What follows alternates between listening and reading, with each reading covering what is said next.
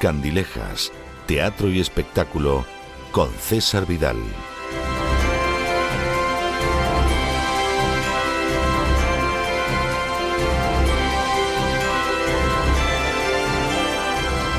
Estamos de regreso para esa entrevista especial con la que concluimos todos los viernes las emisiones de La Voz. Ustedes saben que yo tengo un lugar muy específico en mi corazón para esta entrevista.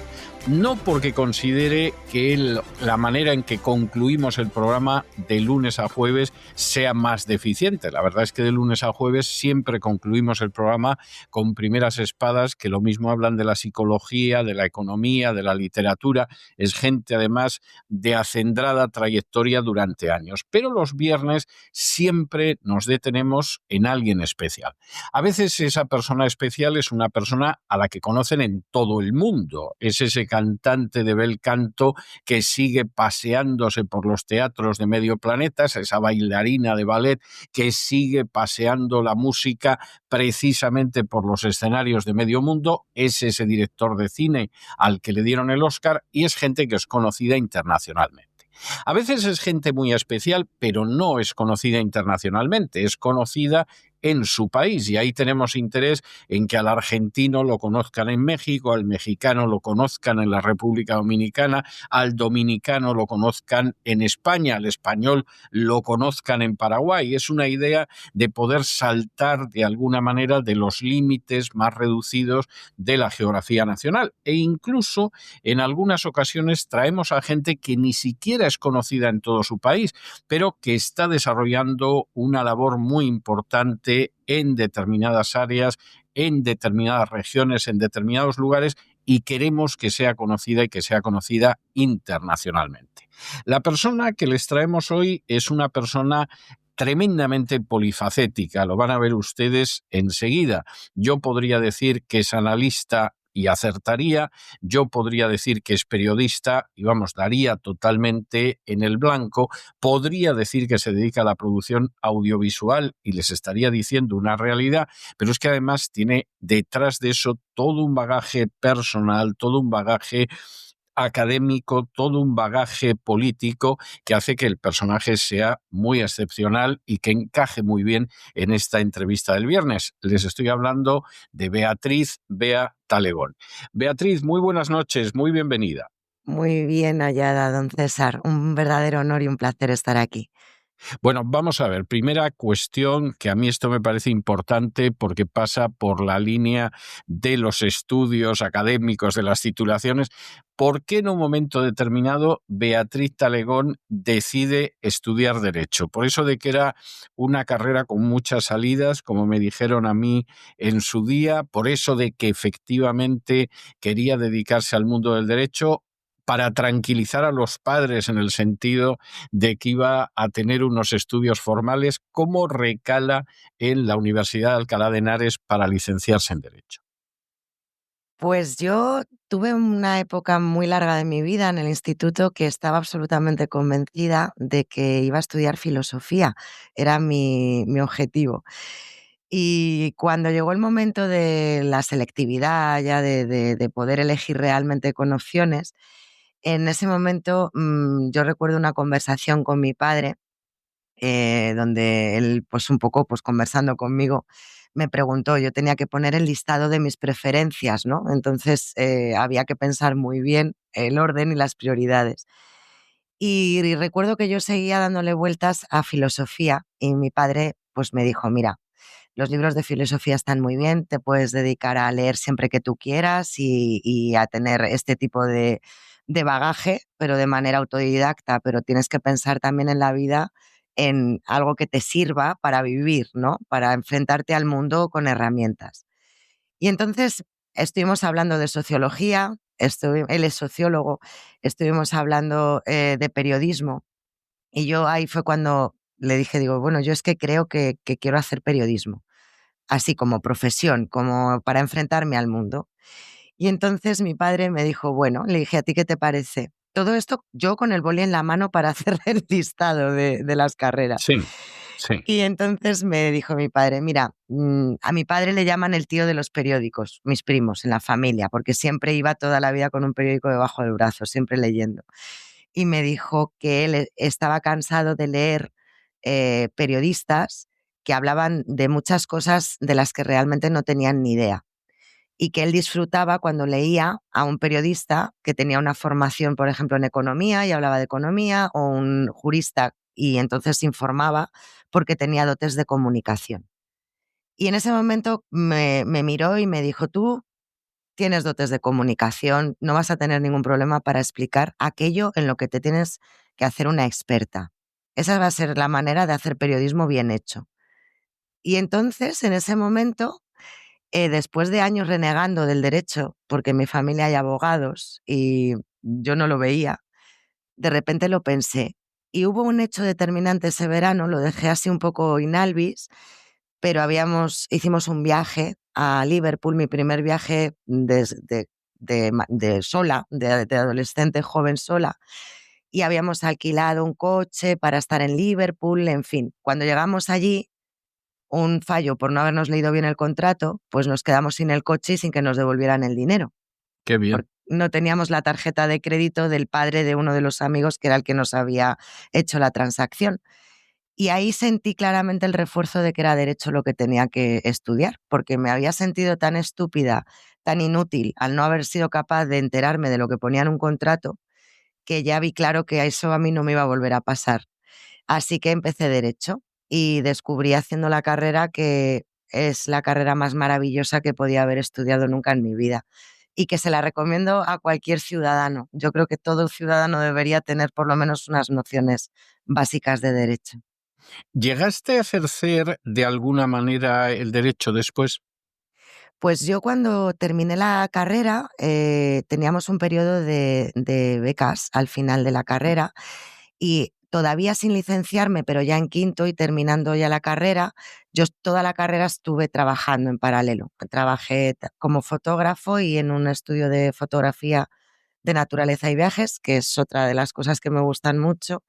Y luego ya, cuando iba terminando la carrera, empecé a hacer una beca en Legalitas, que además justo acababa de empezar esa empresa y solían seleccionar los mejores expedientes de las universidades de allí de Madrid y fue una experiencia muy bonita porque aprendí un montón, era como una teleoperadora pero jurídica y hacíamos ese primer cribado de los clientes que llaman y tú ya lo derivabas al abogado ejerciente experto en la materia. Entonces aprendí muchísimo porque en 2 minutos yo tenía que sacar de la persona que nos llamaba la evaluación jurídica del problema por el que nos llamaba, ¿no? Y hacer un breve escrito y enviarlo rápidamente a nuestro abogado. Había un montón de abogados expertos y había que ubicarlo, ¿no? Esto es civil, esto es reales, esto es penal. Aprendí un montón. Después hice otra beca en la Caja de Ahorros de Guadalajara, cuando aún existía, en el área de defensa jurídica. Y bueno, ahí también aprendí mucho, me pasé el día haciendo bastanteos y viendo cómo funcionaba el bicho desde dentro. Y de ahí salté a asesorar en la Oficina de Juventud y Vivienda en temas de contratos de alquiler y vivienda para jóvenes, de asesoramiento así. Después de eso, O sea, tú has estado muy, muy a pie de calle de lo que es la realidad jurídica de la gente. un poquito sí. También le pedí a un tío mío que me dejara ir con él en verano a practicar con él, a ser bueno, pues su mosquita a su lado. Y bueno, y luego estuve también en el despacho de mi suegro, un experto laboralista, también igual, pues como de oyente, ¿no? Realmente. Y tuve un pequeño paso por la comisaría de policía de Guadalajara, también en el departamento de multas. Lo que pasa que eso me duró muy poco, porque yo durante la época también universitaria hice una beca de especialización en asuntos europeos en Bruselas, como becaria de la universidad, pero ahí ya sí la carrera terminada, porque yo hubo un tiempo en el que quise ser investigadora de la universidad y quedarme de profesora en la uni. Claro. Y me fui a Bruselas con esta beca de la mano de mi profesora de internacional, se llamaba Isabel Rodríguez, y con ella yo iba a empezar una tesis en delitos financieros a nivel internacional. Era como las tres patas de lo que yo quería hacer. Y cuando llegué allá a Bruselas, pues al mes falleció mi catedrática, así de repentinamente. Y entonces yo me quedé un poco como perdida, así desorientada. Y bueno, pensé en qué hacer. Me ofrecieron un MBA de estos que estaban muy de moda en aquel momento en un Sí. conocidísimo despacho de Madrid, que te ofrecía una beca de estas, un máster de formación a cambio de luego quedarte a que te esclavizaran después, ¿no? Y que tú te sintieras muy contento por ello, claro, que era una oportunidad estupenda. Pero la rechacé y me quedé en Bruselas, en la oficina, terminando mi beca de la universidad. Y entonces fue de ahí de donde me llamaron después para volver como técnico. Y entonces ahí fue el punto de inflexión de mi línea más técnica, de trabajo más técnico, ahí ya empezó el jaleo político. Esta era la cuestión obligada que tenía que llegar más pronto que tarde. ¿Cómo en un momento determinado Beatriz Talegón, que es una chica que ha estudiado en la Facultad de Derecho, y luego me tienes que contar cómo acabaste también en la Universidad de Beijing o Pekín, al antiguo estilo, cómo una chica que está estudiando, que además empieza a pasar por distintos lugares para poner en práctica los conocimientos jurídicos, de pronto da el salto a la política? ¿Eso fue simultáneo al paso por la universidad o cómo se produjo? Pues en mis tiempos universitarios empecé a participar activamente en la delegación de estudiantes de mi facultad. Y yo la verdad es que no estaba para nada relacionada con el mundo de la política, pero claro, estudiando derecho, pues una ya empieza a entender un poco más lo que pasa alrededor. Y recuerdo las clases de derecho penal, que para mí es la filosofía del derecho y el derecho penal son mis favoritas, de don Carlos García Valdés, que a veces él nos traía en la parte práctica noticias actuales para que, analizando los hechos, nosotros hiciéramos el caso práctico de la calificación penal, ¿no? Y entonces Sí. esto estaba muy bien porque nos daba una visión también a veces política, ¿no? De pues, escándalos, corrupciones y demás. Y esto hizo que yo me fuera involucrando más en la actualidad política y coincidió con la época de Aznar, con los últimos coletazos de Aznar y con el Prestige. Y muchos compañeros de mi facultad fueron a limpiar chapapote y demás. Entonces ya había como un ambiente, ¿no? Y las reformas de las leyes universitarias en aquel momento. Fue la primera vez que yo fui a una manifestación en Madrid grande y tuve que salir corriendo porque venía la policía a pegarnos. Ha sido la primera vez así que sentí aquello. Y cuando estaba ya terminando la carrera, yo vivía en Alcalá, me fui a vivir allí, tuvieron lugar los atentados del 11M. Y claro, esa línea de cercanías es la mía, porque yo soy de Guadalajara y Claro. muchos de mis compañeros de la facultad venían de Guadalajara o de Madrid. Ese día no teníamos clase, afortunadamente, porque había huelga y entonces hubo muchos compañeros que no vinieron. Y yo recuerdo estar en la biblioteca vamos, primero oí las noticias por la mañana en la SER y no me lo podía creer. Y bajé a estudiar a la biblioteca de la facultad para ver un poco qué estaba pasando. Y entonces lo viví muy de cerca, las sirenas de la policía, todo cercado. Yo vivía cerca de la estación de Alcalá y entonces, claro, a los siguientes días, pues empezar a comentar los compañeros que faltaban, los que no habían venido, los que, bueno, pues además en aquella época el móvil no era como ahora, no teníamos móvil, pero no se usaba tanto. Me impactó mucho aquello.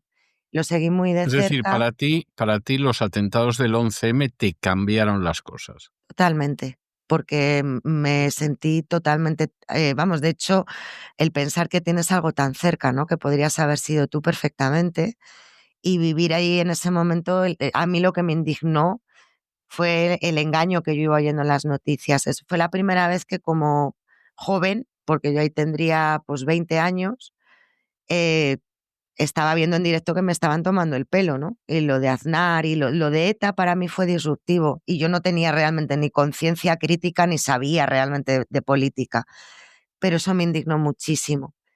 Entonces ahí fue cuando sentí que me tenía que implicar de alguna manera y me dejé, y sobre todo lo que sentí es que necesitaba aprender, que me había sentado muy mal que me engañaran así. Y entonces yo quería aprender.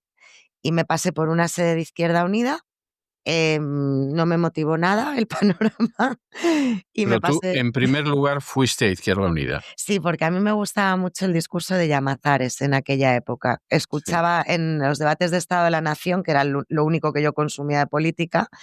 Yo recuerdo que las intervenciones en aquel momento de Gaspar Llamazares pues me atraían mucho. O sea, me parecía una retórica bien hecha, unos argumentos y me hacía pensar, ¿no? Y bueno, y por azar me pasé por una sede y no me atrajo absolutamente nada. Y luego fui a una del Partido Pasaba, Socialista. pasaba, pasaba, pasaba. Sí, Había, sí, sí, sí, sí, pasaba. para mí había mucha gente demasiado mayor para mí, demasiados hombres. Entonces yo que realmente, pues como que no sabía nada, pues yo decía, no, no, si yo vengo aquí a aprender, yo quiero gente joven como yo que venga con el cuaderno y el boli igual que yo. Aquí no dan clases de política. O sea, yo quería clases de política en realidad. Y entonces en el PSOE dio la casualidad de que me encontré con los chavales de Juventudes. Claro. Entonces me dio mucha alegría, gente pues de historia, de medicina, porque claro, yo al estudiar en la Universidad de Alcalá, en la Facultad de Derecho, la Facultad de Derecho en Alcalá está en el centro de la ciudad, que está muy bien y es muy bonito, pero no está en el campus universitario, que es donde están las demás facultades. Entonces, los de Derecho siempre sentimos con pesar que no pintamos nada en lo que es la estructura universitaria, porque todas las fiestas y todo se hace en el campus universitario que está a las afueras de la ciudad, donde hacen sus pues, fiestas, sus todo, y nosotros siempre estábamos fuera. Entonces, a mí esas juventudes socialistas me dieron un nexo con universitarios como yo, pero de otras facultades. Y yo estuve mucho tiempo yendo solamente a charlas para escuchar y aprender y a debatir, que era otra de las cosas que yo puse en marcha en la universidad también, los grupos de debate. Yo creo que esa experiencia fue la de bastante gente en esa época, ¿eh? Mm. Fue la de bastante gente, porque efectivamente, en el caso de Izquierda Unida, que a fin de cuentas, pues era prácticamente el PC, el PC y el PC, ¿no? Realmente se había ido produciendo un envejecimiento por el paso del tiempo, gente que a lo mejor hasta tenía un historial de oposición clandestina al franquismo y todo lo demás, pero era gente que había ido envejeciendo, el sustrato joven era muy reducido y efectivamente, pues sí, hubo gente que acabó siendo gente joven más hacia el Partido Socialista que hacia Izquierda Unida, a pesar de que seguramente se identificaban más con Izquierda Unida, precisamente por los viejos del lugar, ¿no? Por decirlo de alguna manera. Yo creo que esa es una experiencia que se dio con bastante gente. Esa es la realidad y no me sorprende. Bueno, ¿y cómo te encuentras en ese Partido Socialista, que es el Partido Socialista de la etapa de Zapatero? Pues justo, yo entré en un momento en el que los atentados se acaban de producir y a mí Zapatero me ilusionó. En ese momento yo de verdad sí sentí que Zapatero venía a cambiar un poco el aire y para mí lo que era más importante era aquel talante que él defendía al principio, Sí, el bajar la agresividad de Aznar, que a mí en aquel momento me parecía insoportable, ¿no? Entonces, dentro del talante de Zapatero, y sobre todo además yo recuerdo que fue un momento bonito, que lo viví muy de cerca, porque aunque luego derivaron en otras cosas, ¿no? Los de la ceja, pero yo en aquel momento, pues para mí, pues esas referencias culturales, como que era algo que para mí estaba muy fresco y era algo muy progresista en comparación a lo que representaba para mí Aznar, ¿no? Y la guerra en Irak y todo lo que se venía haciendo. sí. Entonces lo viví con mucha alegría. Viví un partido efervescente, con muchas ideas, con un aire de frescura y sobre todo la posibilidad de que yo podía aprender mucho y también aportar mucho, ¿no? Porque en ese momento se contaba mucho con los jóvenes en el partido, había una dinámica muy potente en el ámbito de la juventud. Y como se tuvieron que ver forzados a introducir jóvenes y mujeres en las listas electorales, en las listas cremallera, aunque yo no vivía ya en el pueblo donde viven mis padres y donde yo vivo ahora otra vez, en el pueblo estaban necesitando gente para hacer listas. Y Claro. claro, buscaron en el censo de Guadalajara y dijeron, uy, aquí hay una que es de Cabanillas, es chica y es joven. Fenomenal, porque no tenemos de esto. Y yo además estaba de profesora de clases extraescolares en el pueblo, que yo le daba clases aquí a los niños de música y así yo venía a comer a casa de mis padres y demás. Así que me llamaron y me ofrecieron ir en listas de concejal y yo francamente es que no entendía nada, porque no sabía ni lo que era ser concejal, ni yo quería dejar mi trabajo, ni nada. Así que probé un poco lo de ser concejal, pero un poco como de becaria, ¿no? Un poco como de prueba. Sí. Y fue terrible, fue desolador, fue... ¿Por qué fue terrible, si no ¡Guau! es indiscreción? No, no, ninguna. Pues porque yo desconocía las guerras intestinas. Yo me había apuntado a un partido con Ya, un buen rollo tremendo, unas ganas de comerme el mundo, de aprender, de conocer gente, gente de mi edad, gente interesante, y yo estaba absolutamente pletórica, porque todo era genial. claro, Nos claro. vamos a Albacete a una convivencia de fin de semana y pasamos el fin de semana hablando, pues de, yo qué sé, de la república, la monarquía, la economía y con gente súper maja, pues fenomenal. Y claro, yo no me imaginaba el nivel de hijoputismo, con perdón, don César, Ujú. que había aquí dentro y cómo se las gastaban, ¿no? Entonces, claro, me di cuenta que a medida que yo quería hacer cosas, porque yo como me tomé lo de la concejalía con mucha responsabilidad, pues me daban con la puerta en las narices. Entonces, a mí no me convocaban para una reunión del pleno. Entonces yo decía, esto a mí no me parece muy normal. Tendráis que contarme qué queréis que vote, ¿no? Claro, claro. Entonces me empezó a chirriar y me di cuenta de que yo era un florero, básicamente, de que efectivamente y sí me habían metido por ser chica y joven, pero que ya está. O sea, que eso no significaba en absoluto que yo pudiera proponer ni siquiera una merienda de gusanitos en la plaza del pueblo para los niños. O sea, Ya. lo llevaban los 4 de siempre, y esto era un trágala. Como a mí no me pareció bien, pues me quejé. Me quejé dentro del partido, en instancias superiores, dije que me estaba pareciendo muy turbio, muy feo cómo se estaban comportando aquí. Entonces yo sin saberlo me estaba metiendo en una guerra interna, de familias interna, donde ya empezaron a disparar.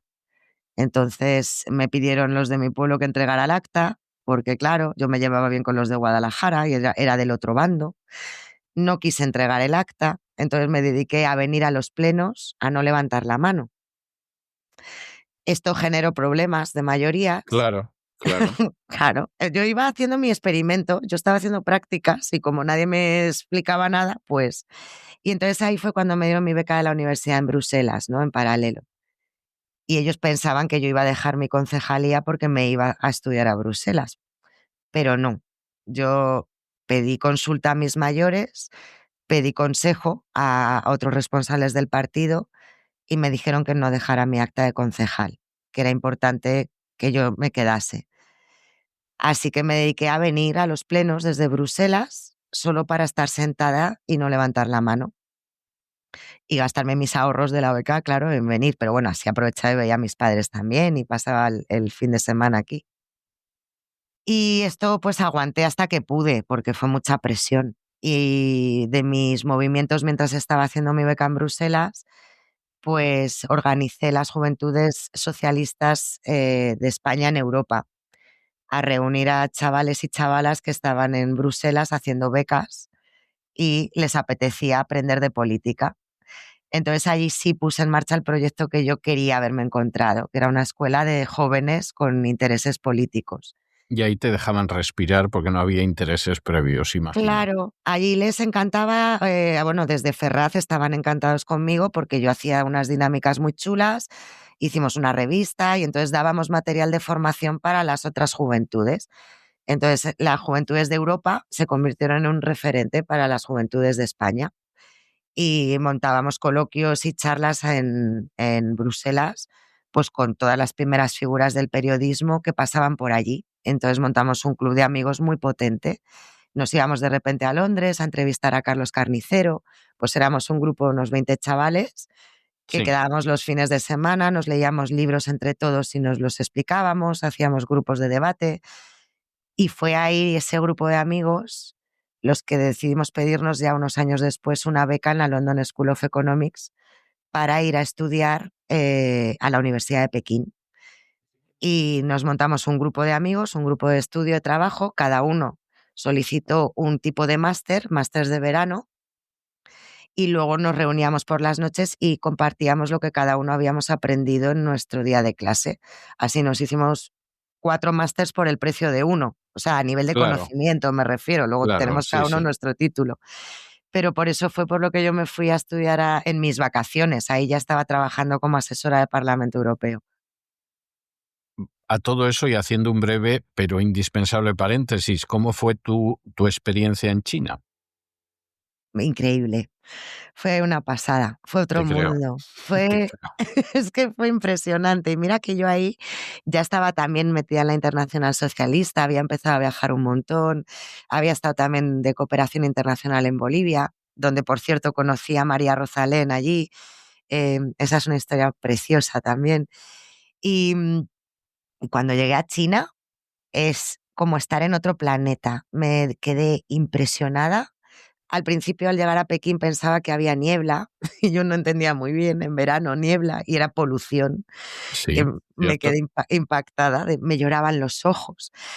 Y luego la sensación tan brutal, y eso que yo ya, justo en ese momento, yo me estaba yendo a vivir a Viena, porque acaba de ser elegida secretaria general de la Mundial Socialista de Jóvenes, y precisamente para mí esto de los estudios en Pekín formaban parte de la formación que yo quería adquirir para hacer mejor mi tarea como secretaria general en mi mandato. Y yo no sé alemán, o sea, yo ya sé lo que es vivir en un lugar donde no entiendes los carteles del metro, no eres capaz de Sí. memorizar las calles de la ciudad, pero claro, llegar a China es que no eres capaz de entender ningún cartel, ¿no? Y eso fue para mí tremendo, y lo divertido, ¿no? Y las anécdotas de no poderte comunicar en ninguna lengua con la gente por la calle. No, porque no hablan ninguna lengua nada más que chino. Y se Es así. asustan de ti. Cuando te ven los ojos grandes, Sí, los taxistas salían corriendo, ninguno nos quería, pero yo ahí, don César, mi mente, el idioma ta, ta, ta. Yo me montaba en el taxi y a través del ta, ta, ta y moviendo las manos, le decíamos al taxista dónde queríamos llegar. Entonces, inventamos un lenguaje universal para que nos pudieran llevar a los sitios. Y luego la facultad de Pekín es una delicia, es increíble. Los edificios son tradicionales, nos compramos unas bicis nada más llegar y ya nos movíamos por ahí en bici.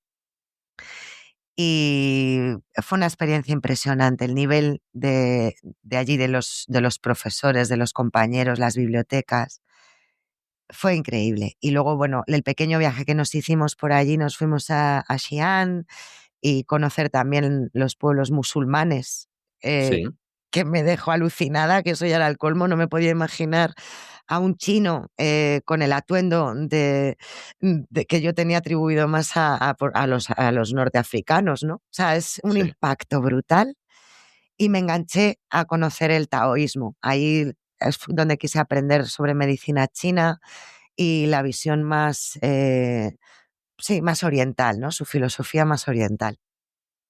Bueno, yo lo comprendo, o sea, entiendo totalmente eso porque mi experiencia en ese sentido ha sido en varias ocasiones muy parecida.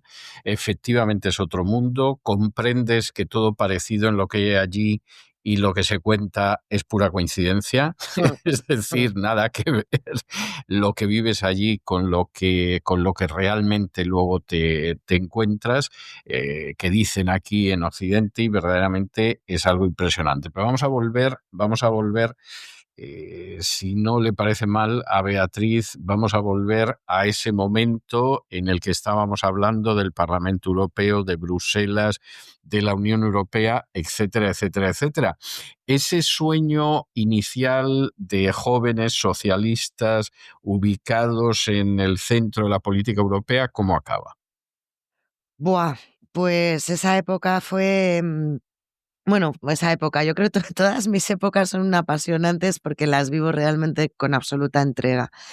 Pero ese momento del Parlamento, eh, bueno, tiene un previo, no tiene un íter. Yo trabajé como técnico en la oficina de Castilla-La Mancha en Bruselas y cuando Dolores de Cospedal ganó las elecciones, a pesar de que mi trabajo era técnico y el de mis compañeras también, yo sentí que por una cuestión de coherencia yo no podía trabajar como asesora del gobierno por mucho que fueran temas europeos, donde ahí mis informes y mis trabajos eran absolutamente técnicos. Pero yo Sí. no me sentía en coherencia como para trabajar con la señora de Cospedal. Así que pedí mi Cosa cese. que también puedo entender. En verdad que sí, la llamábamos Sí, Doña Lejía porque se cargó la mancha. sí, Eso es lo que se sí, sí, decía aquí. sí. Entonces yo pedí mi cese a mi directora general, una maravillosísima y sabia mujer que aprendí muchísimo de ella. Me dieron mi cese y entonces en ese verano de mi vida que no sabía qué iba a hacer con mi vida, me matriculé en un máster en la UNED de Industrias Culturales, que era uno de mis temas también pendientes. Yo había aprendido en aquella época en Bruselas, pues como Finlandia había puesto en marcha las industrias culturales como uno de los elementos fundamentales de su PIB y me gustaba el asunto. Y bueno, una cosa llevó a la otra, pero en ese verano también de mi vida, pues acabé yéndome a Cuba a hacer también una experiencia de formación intensiva en un campamento comunista ¿Y cómo, En cómo fue tu Caimito. experiencia? ¿Cómo fue tu experiencia cubana? Ya te empiezas a reír, ya me espero lo que viene, pero en fin, para la gente que no se lo malicie, ¿cómo fue la experiencia cubana? Bueno, prácticamente me echaron del campamento, don Carlos. Bueno, yo llegué allí y es verdad que yo llegué con gente, bueno, se supone que a todos los efectos yo soy, bueno, una revolucionaria, ¿no? Y yo fui allí con una brigadista, como ellos lo llaman. Claro, sí, exacto. Entonces yo llegué ahí a un tinglao que tenían montado, pues para pánfilos europeos como yo que querían jugar a ser el Che Guevara en realidad. O sea, yo disfrutaba mucho leyéndome en aquella época. Claro, yo piensa que estaba en la Internacional Socialista y demás. Me leía el libro de los discursos de Ernesto Che Guevara para la juventud y bueno, o sea, lloraba. El diario del viaje en motocicleta también lo leíste o ya Hombre, lo habías leído? yo me he leído y las biografías de Ernesto Che Guevara, bueno, yo era, en aquel momento estaba emocionadísima con este señor. Así que me fui a Cuba y me fui a un campamento y allí me encontré pues con gente tan flipada como yo, ¿no? Que era también muchos de este incipiente del 15M y demás. Claro, según llegué allí vi el panorama por las mañanas, tenían montado un trabajo de voluntariado y por las tardes cursos de formación. Entonces nos venían a dar clases pues gentes muy interesantes, entre ellas conocí a la hija del Che Guevara, a Leida. Y por las mañanas nos llevaban a trabajar al campo, nos levantábamos a las 5 de la mañana y nos íbamos pues a arar unas tierras para luego plantar frutales. Bien, En principio me parecía muy bien esta sí. idea del trabajo voluntario, del Che Guevara y todo esto y de la comunidad. Entonces yo pedí en el campamento que yo quería una bicicleta, que me prestaran una bicicleta porque yo quería ir a Caimito, que era el pueblo, que estaba como unos 2, 3 kilómetros. Y noté reticencias en el campamento, como que no querían que saliéramos de allí por nuestra cuenta. Entonces ya como me mosqueé, pues lo pedí con más insistencia. Conseguí mi bici y me fui a Caimito. Y cuando me fui a Caimito, yo tan feliz sintiéndome una Che Guevara en versión femenina, me encontré con que la gente de Caimito me miraba vamos, me repudiaban. Les decía que estaba en este campamento y entonces me miraban mal. Así que me interesé por saber qué problema tenían ellos con el ¿Qué pasaba campamento. ahí? Sí, efectivamente. Y entonces me dijeron que los del campamento éramos unos sinvergüenzas, básicamente, porque les estábamos dejando sin trabajo a los de Caimito, porque nos estábamos dedicando a trabajar nosotros gratis como idiotas y entonces ellos ya no podían ir a trabajar esos campos, que resulta que eran, para más Inri, de una empresa que hacía zumos y jugos y no sé qué, de un gerifalte del partido de allí, del Partido Comunista del Gobierno, Sí. y que lo que tenía montado era este rollo de los campamentos Con lo para cual la tener... mano de obra le salía gratis. Es que encima les pagábamos, César, por ir al campamento, o sea, tú Ah, oye, pues imagínate, era un negocio hombre, claro. bárbaro. Entonces, claro, hablé con un señor, me acuerdo además mayor, que me cogió con mucho cariño y me dijo: ¿y por qué nos venís aquí? Tú me das el dinero que le has dado al campamento y os venís todos aquí a casas de la gente. Con ese dinero te aseguro que vas a vivir aquí en mi casa un mes como una reina. Y yo me voy a trabajar a esos campos y gano un dinero para mí, mi familia y todo el mundo durante toda mi vida. Entonces, claro, ahí ya me estalló la cabeza y cuando volví al campamento, pues ya empecé a hacer preguntas incómodas.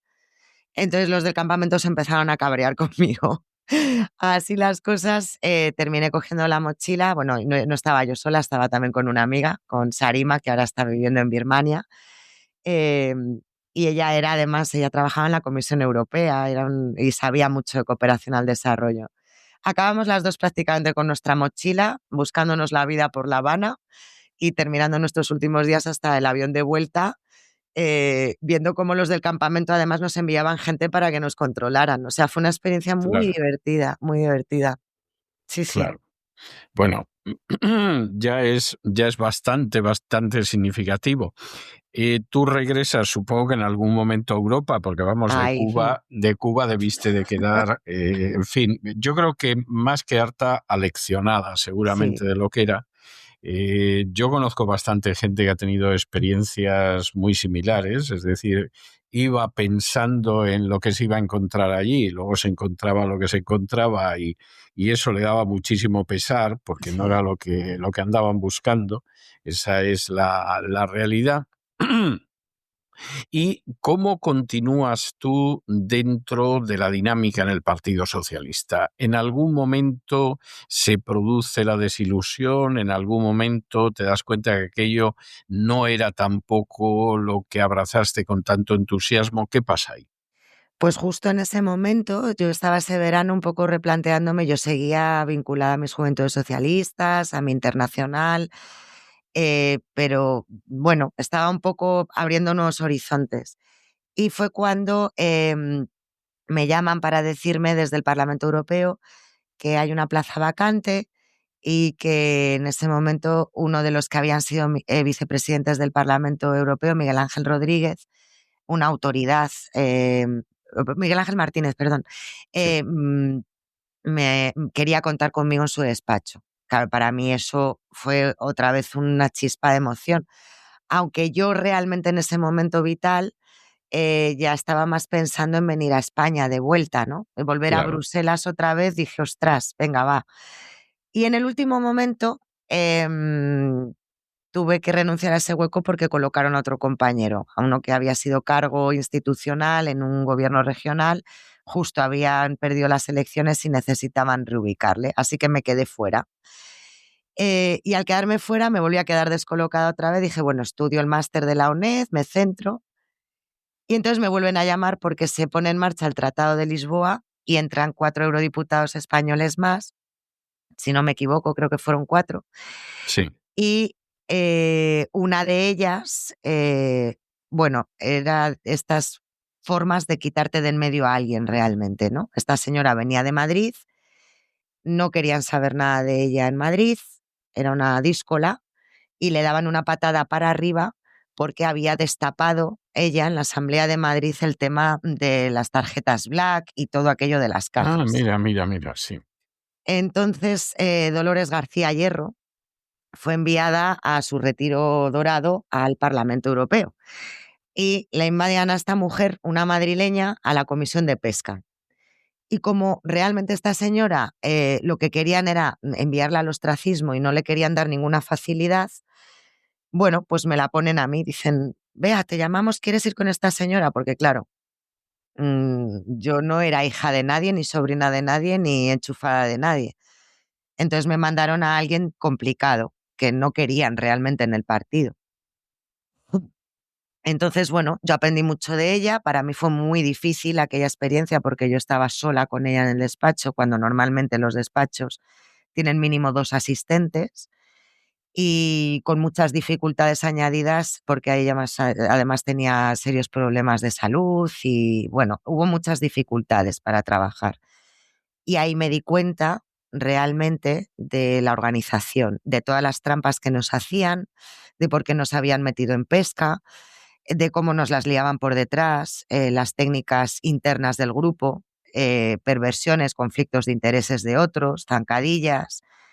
Y a mí como trabajadora, que yo estaba viviendo un auténtico calvario a nivel laboral, pues vi cómo el Partido Obrero funcionaba como un sistema feudal y a los asistentes se nos tenía en algunos casos como verdaderos esclavos, como verdaderas alfombras.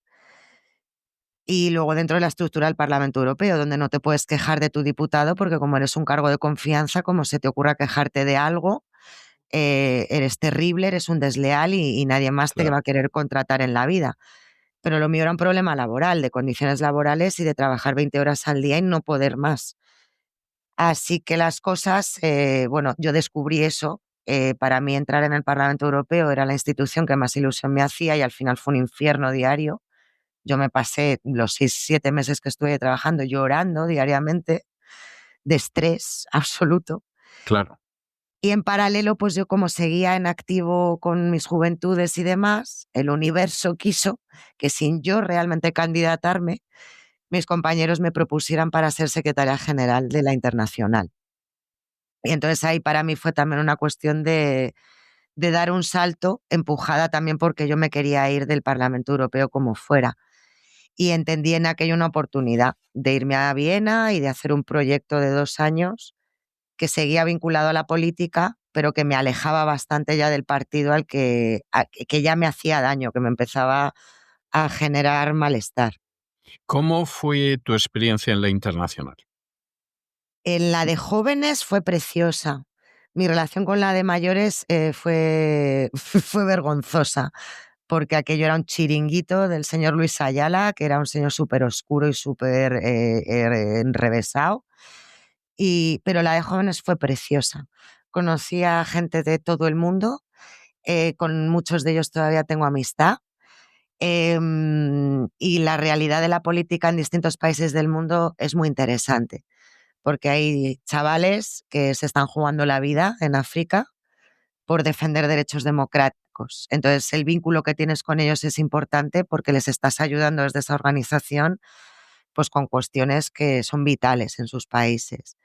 Luego conoces la socialdemocracia europea y ves lo bien que lo tienen montado a nivel de los partidos, ¿no? Los escandinavos, los noruegos y tal, estos tenían un, un funcionamiento de partidos alucinante, ¿no? Con estos hacíamos las sesiones de formación en unos campamentos que eran del partido, pero que tenían sus lagos y sus cosas que es que tú alucinabas, ¿no? De lo que tenían ahí. Luego conocer a los brasileños, a los mexicanos, a los peruanos, y ahí la vida de partido está muy activa, ¿no? En aquella época estaba muy viva. Entonces aprendí muchísimo, muchísimo, muchísimo. Viajé por todo el mundo y intenté formar una escuela de jóvenes políticos. Y sobre todo yo me especialicé en el derecho a autodeterminación en esos años. ¿Por qué dejas la política de partido? ¿Porque te parece que la política de partido se queda estrecha? ¿Porque te parece que los intereses finalmente de carácter personal prevalecen sobre lo que deberían de ser los intereses comunes? ¿Qué hace que te vayas desvinculando de la política de partido? Hombre, a mí lo que yo ya había vivido aquí en mi pueblo ya me hizo ver bastante que no estaban precisamente al servicio del bien común los mejores ni los más preparados. O sea, yo ahí ya empecé a ver lo que se tenía como prioritario dentro de la estructura. En un primer momento pensé que era a nivel local. Es verdad que en ese momento a nivel regional yo estuve trabajando para el gobierno de Barreda y sinceramente creo que fui una verdadera privilegiada. Trabajé para consejeros y para consejeras que fueron para mí realmente unos referentes en sus materias y gente muy decente, muy honesta, que no dieron un escándalo jamás. Eso fue un pequeño oasis yo creo, en la política de aquí. Y luego ya en el Parlamento Europeo me llevé ese enorme disgusto ya del partido y de las grandes estrellas del partido y vi su comportamiento interno, su falta de coherencia con los principios del socialismo obrero. Y ahí yo ya me iba mosqueando y a medida que te vas haciendo mayor, pues también vas espabilando, lógicamente, ¿no? Ya el Che Guevara para mí ya no era el mismo, para mí ya había pasado a ser un tío bastante cochino, que pasó olímpicamente de su primera mujer, que nunca se encargó de sus hijos. O sea, eso me lo contó la propia Leida, su hija. Y entonces ya vas desmitificando cosas y dándote cuenta, ¿no? De lo que hay detrás de muchas cosas. Y en el partido, pues me pasó igual. A medida que yo ya me iba haciendo adulta, iba viendo cómo eran ellos los mismos adultos y vi cómo se las gastaban y cómo funcionaban, me fui entendiendo que el partido a mí me restaba libertad. que yo había entrado en el partido pensando que era un sitio donde yo iba a adquirir libertad y conocimiento, y llegó un momento que el partido a mí francamente me estaba oprimiendo. No podía decir lo que pensaba libremente, tenía miedo pues de hablar con alguien o que me vieran hablando con otros, o las reuniones si yo las montaba para hablar de un libro. eh, bueno, pues que me iban cercenando y me iban generando angustia hasta Casi, que casi parece que estás hablando de una secta. totalmente. No, no, es que vamos, yo no he estado en ninguna secta, pero los conocimientos y descripciones técnicas que tengo de ello coinciden absolutamente con el modus operandi de esta gente dentro. ¿Es entonces cuando tú saltas a los medios de comunicación o eso se había producido con anterioridad?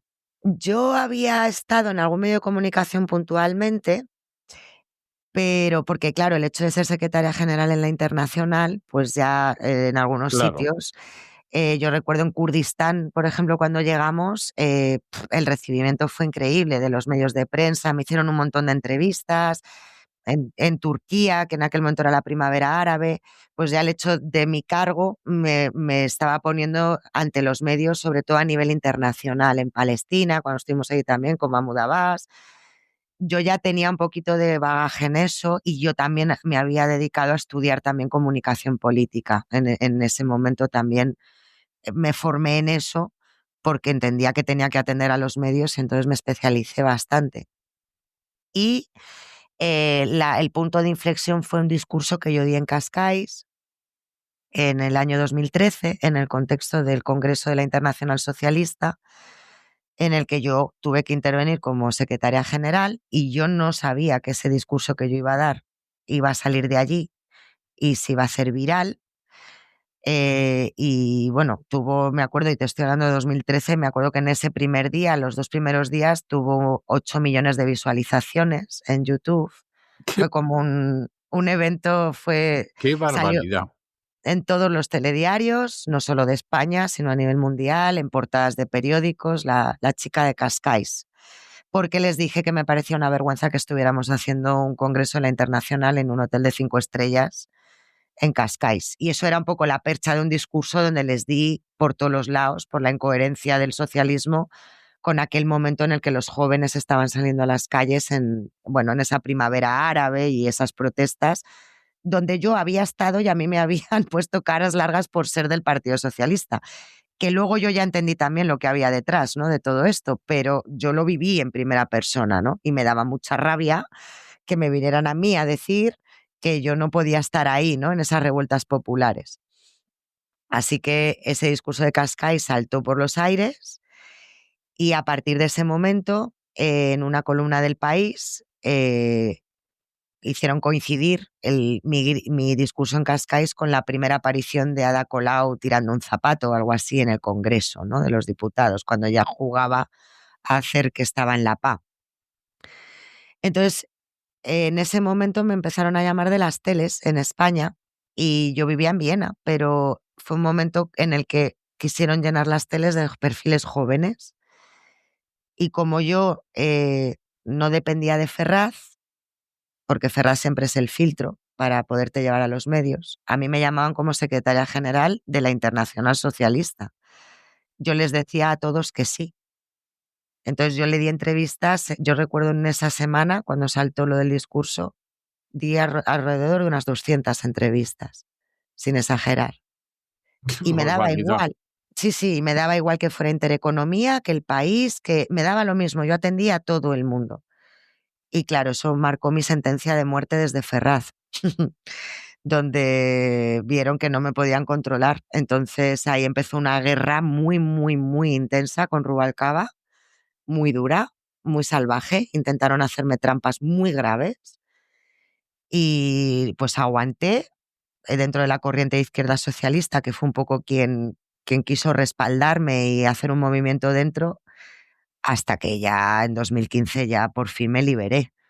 Pero tardé en liberarme, claro, tardé en salir de ahí bien, sin que me hicieran ninguna maldad, que era lo que pretendían. Ellos querían echarme y defenestrarme y humillarme y me intentaron hacer muchas trampas.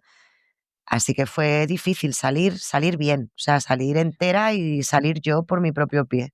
Y la gente de izquierda socialista, dentro del Partido Socialista, la verdad es que nunca lo han pasado bien, ¿eh? O sea, esto no es que venga de la etapa de Zapatero, lo pasaron muy mal en la época de Felipe González y Alfonso Guerra.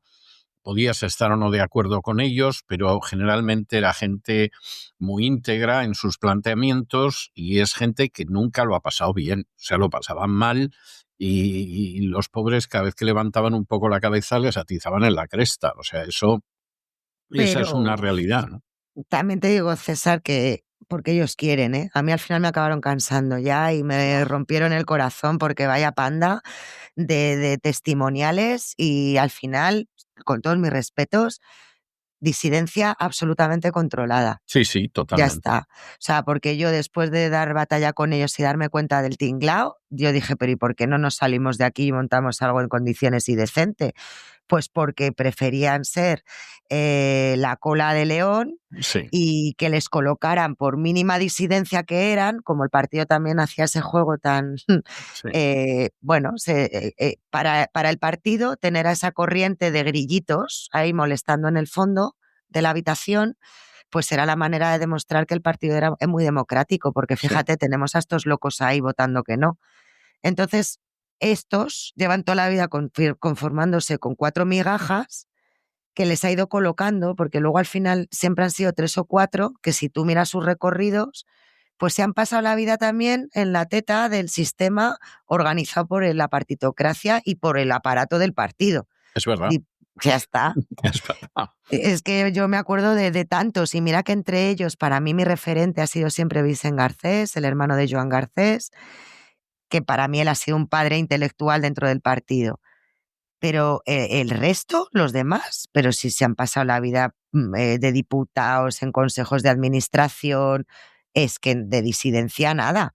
Su discurso quedaba muy bonito, pero luego les colocaba el partido para que no fuera a más. Sí, estoy de acuerdo con eso. Dos reflexiones antes de entrar en la cuestión mediática, que ya hemos empezado a apuntarla, pero dos preguntas que no me resisto a formularte. La primera, ¿por qué crees que los partidos socialdemócratas y socialistas han terminado evolucionando hacia esto? Es decir, ¿a qué lo atribuyes esa pérdida de idealismo que se puede o no se puede compartir, pero que efectivamente ha existido durante mucho tiempo y ha tenido frutos positivos? ¿Eso a qué lo atribuyes? ¿A que en un momento determinado la gente piensa sobre todo en su carrerismo personal por encima de sus ideales? ¿A que realmente han encontrado un modus vivendi fantástico para vivir de la política? ¿A que la Unión Soviética se desplomó y por lo tanto el socialismo no es posible y entonces adaptémonos a lo que sea? ¿Tú a qué lo atribuyes? Lo atribuyo a que los partidos, la partitocracia tal y como está establecida, es un engranaje del mecanismo del sistema capitalista. Y en la medida en que esto es así, lo que necesita son actores que hagan de representantes de la sociedad, de la población, para que haya una paz social y un status quo más o menos tranquilo y no haya, no, no haya violencia en las calles. Pero realmente los partidos forman parte de un engranaje que controla perfectamente la utilidad de los actores políticos, y la propia estructura del partido, cuando pasa a estar arrodillada porque tiene que pedir créditos para sus campañas electorales, porque se convierte en una propia maquinaria de colocación de gente, porque a través del partido luego hay fundaciones, hay asociaciones, hay una red y un entramado que, de hecho, ya lo hemos visto cuando se ha destapado lo de USAID, que habéis explicado siempre también Lorenzo y tú. Hay un verdadero negocio a través de todos los tentáculos de las redes de las partitocracias, ¿no? Y muy especialmente de esta, de los demócratas y de la socialdemocracia. Pero ojo, que en el otro lado también tienen sus redes, sus fundaciones y sus think tanks y lo mismo. Entonces esto se ha convertido en una élite moderna, en una especie de nobleza moderna que están al servicio de los poderes de encima, ¿no? De esos grandes fondos de inversión, esas grandes firmas. Por lo tanto, el propio sistema que tienen estructurado es el de seleccionar líderes que sean permeables a hacer las agendas que les marcan. y no precisamente que sean líderes que se hayan formado desde la base. Han destruido totalmente los programas de formación en los partidos políticos, porque las juventudes se suponía que originariamente eran eso, eran el lugar de formación, de debate y de trabajo voluntario para el común del partido y también de la sociedad. Pues ahora no, son una panda de maniquís, de marionetas que hacen juego sucio muchas veces que los mayores no hacen, pero guerras intestinas de los partidos, y una cantera donde el propio sistema selecciona quién va a ser el más permeable para cumplir con la agenda. Y ahí los tienes. No llegan a la cúpula por unas primarias reales, ni por... No, no, no, no. Porque son los que tienen que hacer lo que toca hacer en cada momento. Bueno, creo que estoy como un 150% de acuerdo con lo que acabas de decir. Totalmente, totalmente. Y no sé si has leído el libro este que ha salido recientemente, de un periodista británico de investigación que se llama The Fraud, el fraude, explicando cómo determinados grupos se han terminado apoderando del Partido Laborista inglés y lo han desventrado totalmente. Y cómo, bueno, pues actúan como quieren y lógicamente Starmer era el personaje que tenía que llegar ahí, pero porque era el personaje que se adaptaba, que encajaba, que le venía muy bien a este tipo de oligarquías. O sea, esa es la realidad. Y en un partido como el Partido Laborista inglés, que tiene una historia más que interesante y que se diga lo que se diga, claro que ha hecho grandísimos aportes a la historia británica en un sentido positivo, ¿no? No hay nada más que ver toda la cantidad de normativas posteriores al año 1945, pero han conseguido hasta acabar con el Partido Laborista inglés. Pues tú fíjate lo que puede ser el Partido Socialista Obrero Español o otros partidos socialistas de más reciente cuño. Esa es la realidad. Segunda cuestión, y entramos ya en los medios. ¿Cómo fue tu experiencia con Mahmoud Abbas? Uy, ahora te cuento. Pero antes de esto, permíteme un inciso sobre el libro, porque me parece un libro muy interesante, que todavía no me ha dado tiempo a leer porque ha salido hace poquito, pero que tiene muy buena pinta de Paul Holden. Pero Sí, sí quería hacerte referencia porque justo esta semana he entrevistado a alguien que creo que te va a interesar también a ti, que ha publicado un libro que se llama La trampa de la democracia. Y es esta idea, un poco este enfoque del que habla el libro que nos has comentado tú, pero él es un jurista, profesor de la Complutense también en Madrid. Él ha hecho una radiografía de cómo el sistema legislativo español es el que permite todo este simulacro que él dice de la democracia. Así que uno por otro. Yo me leeré el tuyo y te enviaré el otro para sí, sí. que te va a gustar mucho. Sí, sí, no me cabe la menor duda, porque además a mí me parece que es algo bastante claro. O sea, y yo lo siento por los que no se han dado cuenta todavía, pero, y yo comprendo, yo también hubo una época en que en absoluto me había dado cuenta de la historia, pero me parece imposible a estas alturas, a poco que estés bien informado, no darte cuenta de lo que efectivamente sucede. Esa es la realidad. Mahmoud Abbas, que se nos Ahí había voy, ahí quedado por voy. ahí. Bueno, lo de Mahmoud Abbas, yo en la labor dentro de la Internacional Socialista, como te comentaba antes, mi, mi tarea o mi mandato durante esos 2 años fue trabajar sobre todo en los focos del derecho a autodeterminación en el planeta. Entonces, la colaboración que teníamos con el Willy Brandt Center, que es una organización alemana de Sí, origen de fondos alemanes del SPD, instalada en Jerusalén, que precisamente lo que hacía eran entornos de debate, convivencia y diálogo entre este proceso y la idea de los dos estados, ¿no? Así que yo iba muchas veces allá a Jerusalén a participar allí también en la universidad, en este tipo de debates de diálogo, y participaban pues chavales y chavalas amigos de Meretz, del Labour Party, sí. luego venían también de Fatah, de la parte palestina, y bueno, yo pues aprendiendo, imagínate, para mí era aprender sobre el terreno, sobre todo esto. Entonces, dentro de lo que nosotros hacíamos eran visitas de estudio, que lo llamábamos. Se seleccionaba un grupo de compañeros de distintos países del mundo que enviaban su candidatura para participar en una misión. Y en este caso hicimos otras, la primera misión también que se hizo en el Sáhara, que esa ya te la contaré, pero esta en concreto era un equipo de compañeros de Sudáfrica, de América Latina, de Europa, de África, que vinieran a estudiar todo este proceso y acompañáramos a los compañeros de allí, del lado de Israel, para visitar Palestina todos juntos y viceversa, a los compañeros de Fatah para acompañarles, y nos reuníamos con ministros, con consejeros, con gente, y podían establecer un diálogo directo y compromisos o escritos de compromiso y de buen rollo, ¿no? Por la resolución del conflicto por la vía diplomática. Esa era mi tarea. Entonces, dentro de este marco, estuvimos en Israel, nos reunimos con ministros, con gente que estaba allí, y luego hicimos el viaje a la inversa y fuimos a Ramallah. Y entonces allí nos llevamos a muchos compañeros, entre ellos compañeros del Labour y de Meretz, israelíes, a la reunión con Abbas. Fue muy bonito ver cómo se abrazaron, fue muy bonito cómo hablaron, bueno.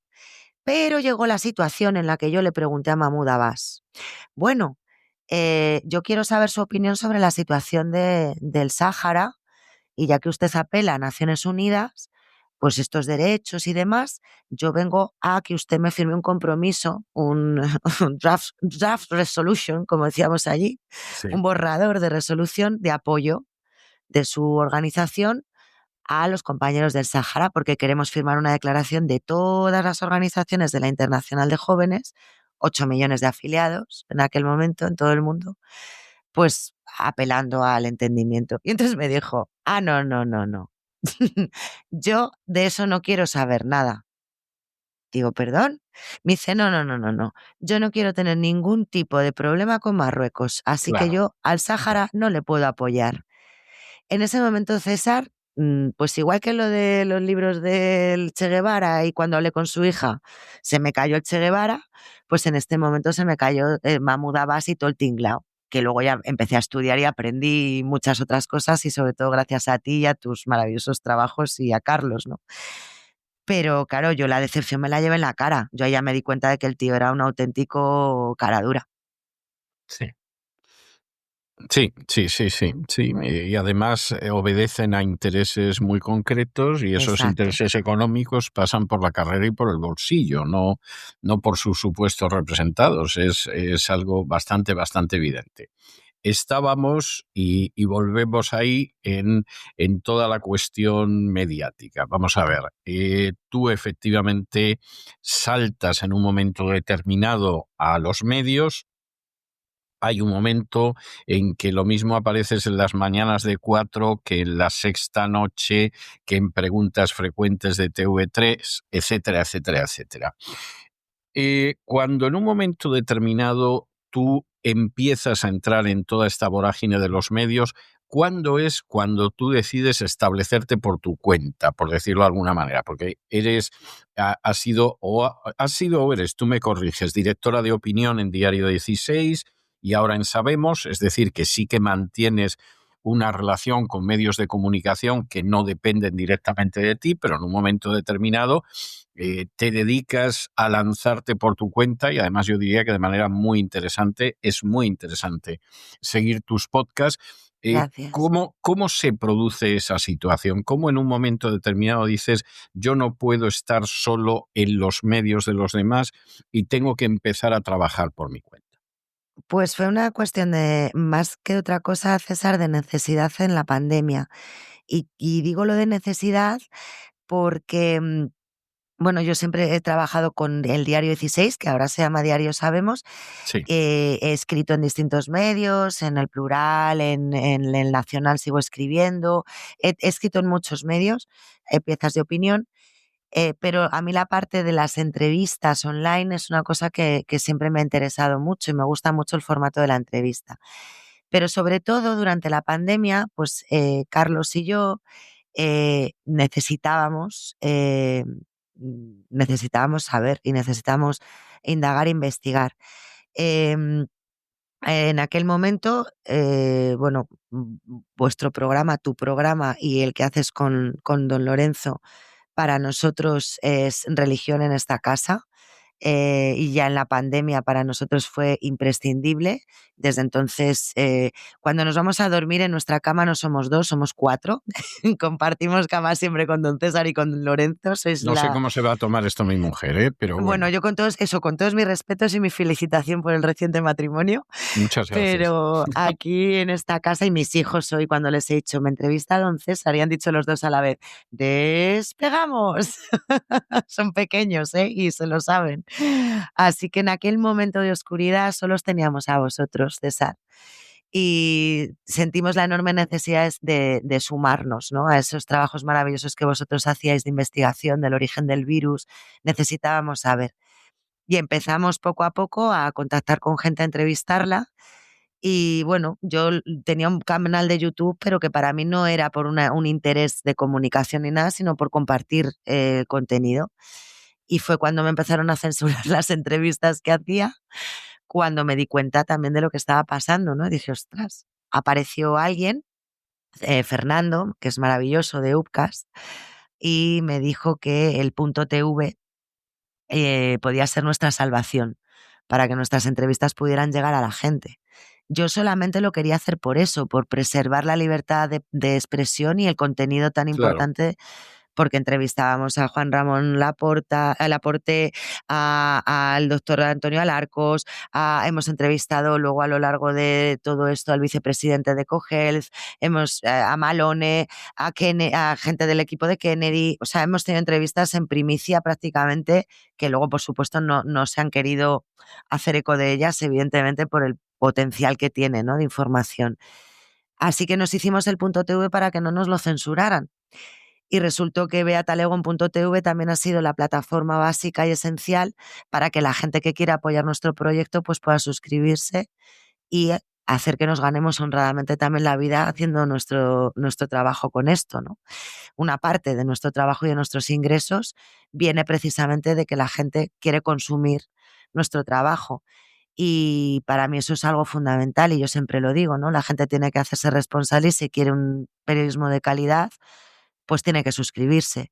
Y yo particularmente, y siempre lo he dicho y siempre lo hago, siempre que puedo, yo estoy suscrita a vuestro canal desde el principio. En esta casa somos suscriptores vuestros y creo que es el dinero, de verdad, del dinero mejor invertido, porque los trabajos que vosotros hacéis, yo me los escribo, yo saco apuntes de vuestros trabajos de investigación, del tuyo y del de Lorenzo, y puedo decir que nos han salvado la vida a muchos en momentos muy oscuros, ¿no? Sobre todo cuando nos han querido inocular o nos han querido hacer cosas feas. La información que nos habéis dado y a la que hemos ayudado humildemente a contribuir en esas líneas de investigación, pues afortunadamente creo que nos han salvado la vida, don César. Así que aquí mi gratitud y mi honor por formar parte de este lado de la trinchera. Bueno, yo en ese sentido me siento muy dichoso también del seguimiento que hago del trabajo de Beata Legón y de su marido. Y además creo que en muchas ocasiones ha sido y sigue siendo un trabajo excepcional. Y en más de una ocasión, y en más de dos, y en más de tres, tanto don Lorenzo Ramírez como yo hemos hecho referencia citando expresamente a Beata Legón, precisamente por eso, porque efectivamente eran trabajos que eran realmente muy dignos. Yo creo que Beata Legón se ha convertido en un auténtico referente de lo que es una prensa, de lo que son unos medios que son libres, que son independientes y que además intentan que la gente sepa la verdad más allá de la propaganda, más allá de las cortinas de humo que se lanzan desde determinados poderes. Y que claro, eso hace pues que se convierta en una persona molesta para algunos, pero yo creo que esa tradición viene de muy lejos, aunque haya sido en otros terrenos de la actividad humana, y hace que se produzcan reacciones siempre del sistema. A mí me ha llamado, por ejemplo, la atención una publicación que hacía Público hace unos días, donde creaba una caricatura de Beata Legón, que generalmente suele ser este tipo de caricaturas que se supone que luego te legitiman para ir a por la persona a la que quieres pues matar civilmente, a la que quieres condenar al ostracismo, a la que quieres que en algún momento, pues si todavía se puede, desmoneticen, y a la que quieres en última instancia cerrar la boca. Así es. Además que me sorprendió porque no venía ya muy a cuento. Es verdad que durante la pandemia hemos tenido grandes batallas con algunos perfiles en redes, ¿no? Y sobre todo mucha presión, mucha censura, el shadow banning, la cancelación, las trampas que os hacían a vosotros para el tema de las suscripciones. O Sí. sea, hemos penado mucho, hemos aguantado mucho machaque, muchas mentiras y es verdad que el fin de semana pasado me sorprendió por lo anacrónico que era, ¿no? Que hubieran hecho así como una noticia de repente señalándome por cuestiones además, que sobre todo lo que me parece feo y grave es que un medio de comunicación titule y dé pábulo a información deliberadamente falsa e incluso también posiblemente delictiva, ¿no? A nivel de calumniosa. Y ese es el nivel, ¿no? De la deriva de la sincronizada, ¿no? De esas furcias mediáticas de las que usted me habla cada día, don César, Sí, sí. pues que ves claramente que yo no sé si fue más bien una casualidad o como tú muy bien señalas, un golpe marcado, ¿no? Con un iter casi criminis. ¿Por qué? Pues porque últimamente estoy teniendo otra vez la dicha y el honor de estar en Horizonte, en un programa de prime time, y eso pues te da una cierta visibilidad, ¿no? Y se ponen nerviosos porque se les está desmoronando todo el tinglado woke, se les está desmoronando todo el chiringuito sociata y fascineroso, como diría aquel, y claro, alguien como yo, que viene de las tripas de la ballena, y que tengo muy claros mis principios, pues no les gusta que vayamos por ahí diciendo lo que les incomoda que se sepa ahora, que es lo que venimos diciendo desde que yo todavía militaba dentro del PSOE y ahora se está demostrando que encima yo me quedaba corta, alma de cántaro que yo era. Yo sabía que eran malos, pero tan malos solamente lo pensé de Rubalcaba. A mí el mayor diablo me parecía Rubalcaba, entre otros, que echaban carreras, pero lo que se está viendo ahora mismo me deja alucinada. Sí, y además aquí hay un elemento, claro, este es un elemento que además aniquila la, esta estrategia absolutamente diabólica de enfrentar a la gente desde izquierdas y derechas, ¿no? Es Sí, decir, yo no es que diga que no ha existido históricamente la izquierda y la derecha, por supuesto que eso es algo evidente, comprobable, no hay que dar más explicaciones al respecto, pero se ha conseguido finalmente crear un sistema en el que los centros de poder son los que son, en el que la mayoría de la gente desconoce dónde están esos centros de poder, dónde están las terminales, cuáles son los canales de influencia en la acción de los partidos políticos y donde a todos les viene muy bien la idea de un enfrentamiento entre izquierdas y derechas, que se produce una hinchada de unos y de otros, pues a veces con unos odios morunos, pero que luego los grandes problemas son problemas que nunca se abordan, porque los partidos que están situados a la izquierda o a la derecha, más o menos convencional, tienen los mismos intereses y sirven a los mismos señores. Y entonces, claro, esto es tremendo. Es decir, no vas a entrar en un momento determinado, tú entras en hablar de lo que es el complejo militar industrial o de lo que es la Big Pharma o de lo que son los intereses de determinados países que han conseguido convencer a determinados políticos de otros países o lo que es la influencia de determinados lobbies o lo que es la agenda globalista o lo que es la ideología de género, etcétera. Cualquiera de estas cosas que al final unos y otros acaban compartiendo, procurando alterar un poco el maquillaje, ¿no? Para que no se note tanto. Y entonces, en el momento en el que sales de ese discurso, lógicamente van a por ti. así Y es es. así. O sea, esa es la triste realidad. Si es una persona más situada hacia la izquierda, pues bueno, se supone o que es un terrorista o se supone que, bueno, que es una persona que traiciona a la izquierda en beneficio del facherío. Si es una persona más hacia la derecha, pues es un fascista y es un facha y no hay más que hablar. Y finalmente esos grandes problemas reales de la mayoría de la población pues quedan absolutamente ocultados porque realmente hay intereses muy poderosos que quieren que se oculten. ¿Beatriz Talegón cree que existe posibilidad de salir de esa dinámica? Sí, sí. O sea, yo sé perfectamente que existen otras formas de hacer las cosas. Sé perfectamente que si no estuviéramos hechizados, embrujados, como dice mi querido filósofo Jordi Pillem, que es como que existe sobre nosotros un embrujo, si pudiéramos acceder a información y análisis, por ejemplo, como el que tú nos das cada día, y la gente abriera su mente y no tuviera miedo a ser crítico y que a pesar de no estar a lo mejor de acuerdo en todo, no pasa nada.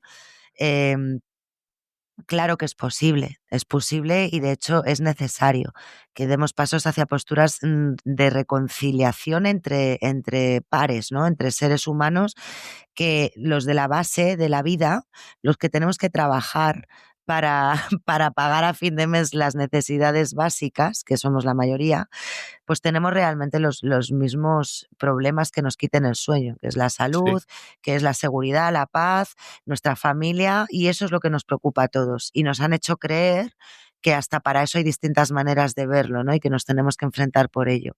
Porque ellos sacan rédito de esto, los unos y los otros. Como sí. hablábamos antes, tienen su propio tinglao montado de fundaciones, think tanks y grupos de poder y sacan beneficio todos de que estemos polarizados. A nosotros no nos representa a nadie. Esto es una realidad. Nosotros somos el limón al que exprimen cada día porque viven del fruto de nuestro trabajo, porque es el diezmo que nosotros pagamos, que Hacienda nos Ojalá está... fuera el diezmo, ojalá fuera el Encima, eso te diezmo. iba a decir, Beatriz. encima, el diezmo, ojalá, exacto, un sistema tributario que es absolutamente criminal, que machaca a las personas que tenemos ganas de trabajar y espíritu emprendedor y que queremos realmente hacer nuestro oficio y sin miedo lanzarnos a la red, un sistema extractivo atroz para que estos señoritos vivan a cuerpo de rey y claro, no se suelten de la teta del dinero público porque en su vida se iban a encontrar con otra, ¿no? No iban a encontrar los rufianes y compañía el sueldo que están percibiendo para lo que ellos tienen capacidad de producir realmente, ¿no? Entonces es que estamos alimentando a toda esta gualtrapa de gentes que encima parece que les tenemos que rendir pleitesía cuando legislan contra nosotros. Sí. Es que de verdad es delirante.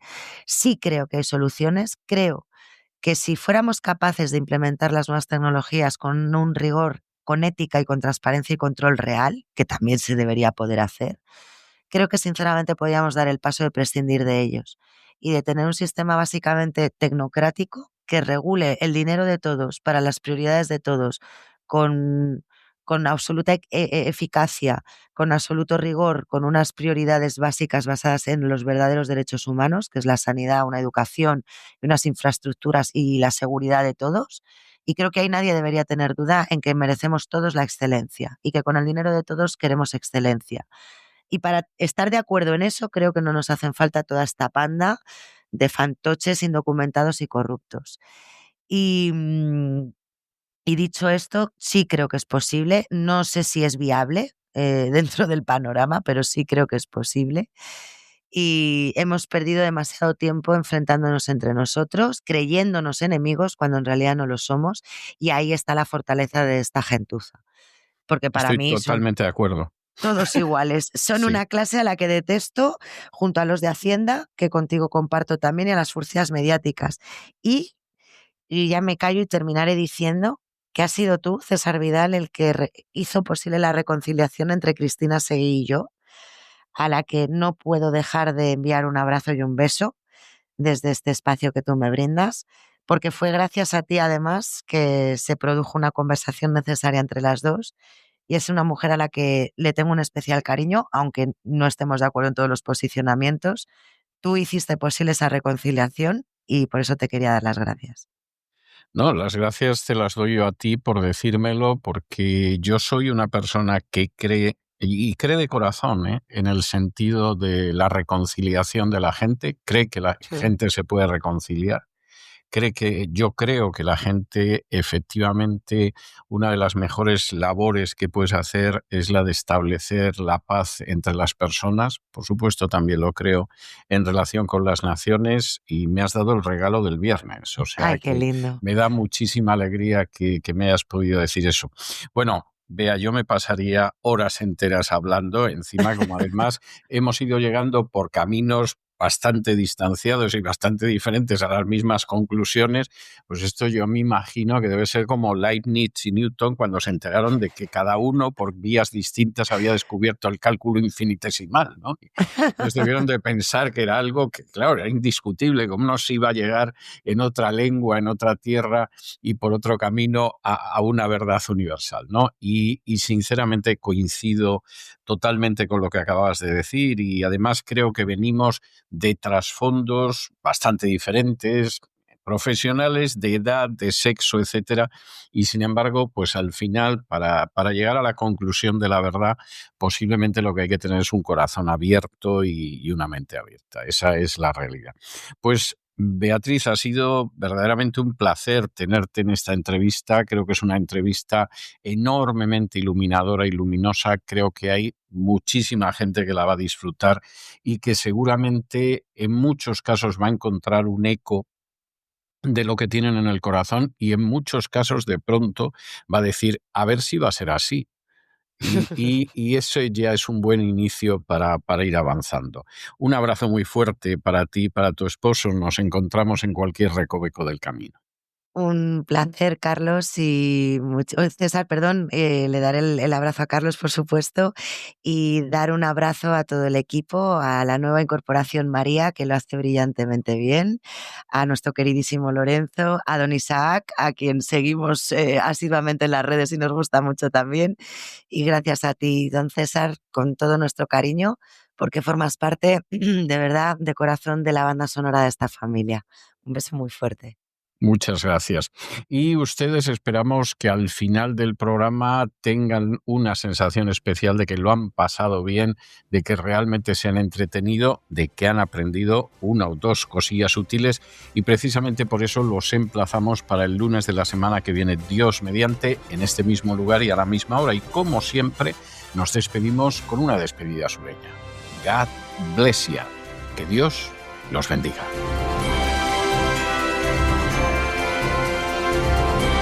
El programa La Voz es una producción de Artorius Incorporated y al amparo del derecho a la libertad de expresión. No se hace responsable de las opiniones vertidas en el curso del mismo.